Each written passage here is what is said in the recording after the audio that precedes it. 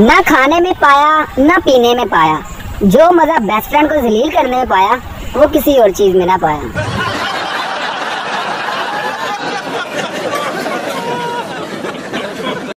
भाई रिजल्ट आ गया।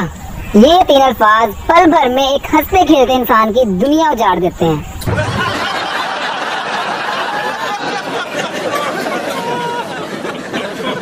एक औरत ही मर्द को लखपति बना सकती है, शर्त यह है कि पहले बंदा करोड़पति होना चाहिए।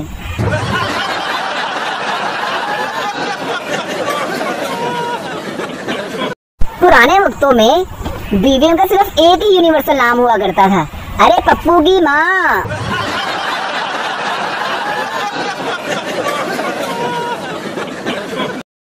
हराम की कमाई और मेडिकल स्टूडेंट की लिखाई कभी अच्छी नहीं लगती।